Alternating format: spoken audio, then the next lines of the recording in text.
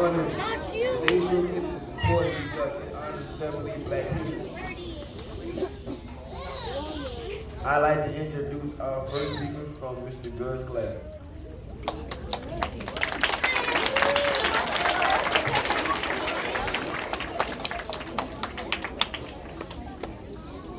Good morning, families and friends. Thank you for joining us today.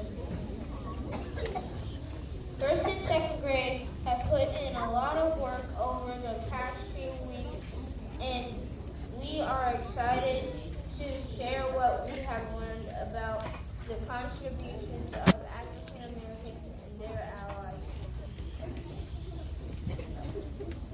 So please sit back and enjoy the show.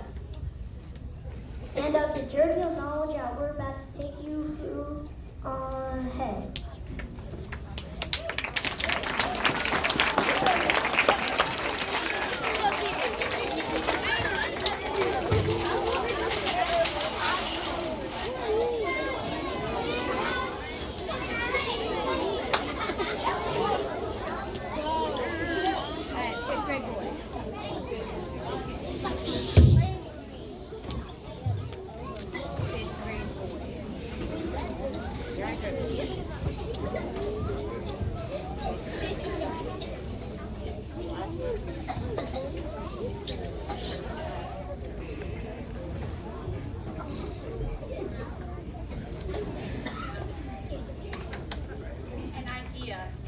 Birthed almost a decade earlier, when A. Philip Randolph had planned a mass march on Washington to protest African Americans' exclusion from jobs and New Deal programs.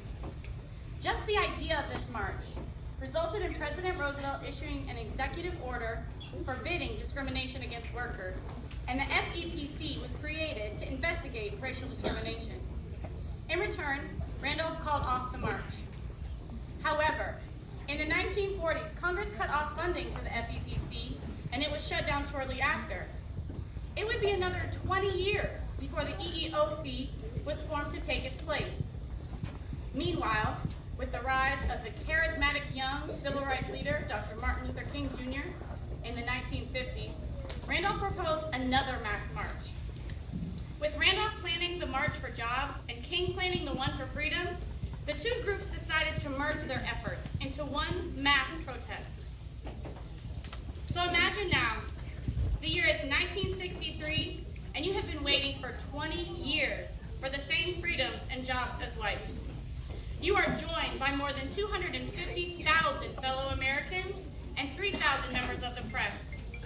You have traveled here from far away to be in front of the Lincoln Memorial and to participate in the March on Washington for Jobs and Freedom. Here to address us is the powerfully influential Dr. Martin Luther King Jr.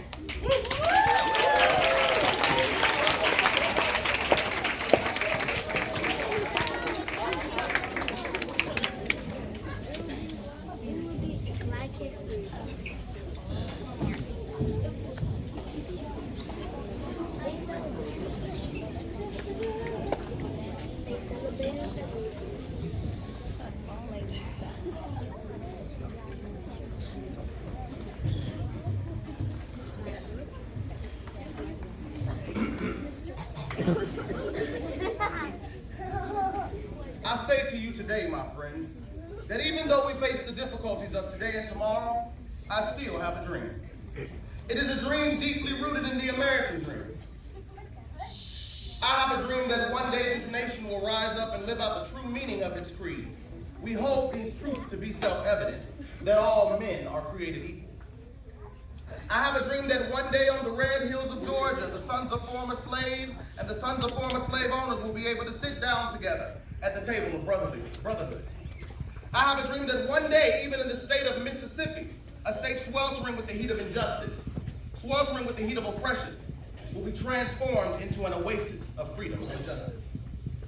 I have a dream that my 4 little children will one day live in a nation where they will not be judged by the color of their skin, but by the content of their character. I have a dream today.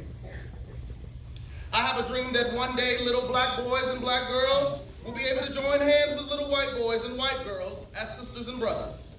I have a dream today. I have a dream that one day every valley shall be exalted, and every hill and mountain shall be made low.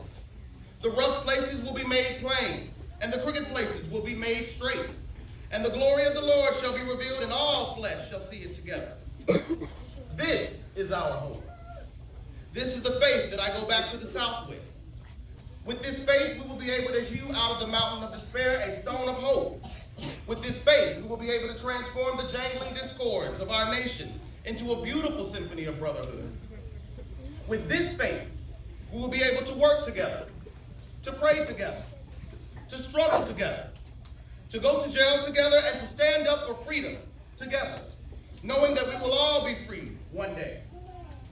This will be the day when all of God's children will be able to sing with new meaning. My country, 'tis of thee, sweet land of liberty, of thee I sing. Land where my fathers died, land of the pilgrim's pride. From every mountainside let freedom ring. And if America is to be a great nation, this must become true. So let freedom ring from the prodigious hilltops of New Hampshire. Let freedom ring from the mighty mountains of New York. Let freedom ring from the heightening Alleghanies of Pennsylvania. Let freedom ring from the snow-capped Rockies of Colorado. Let freedom ring from the curvaceous slopes of California. But not only that, let freedom ring from Stone Mountain of Georgia.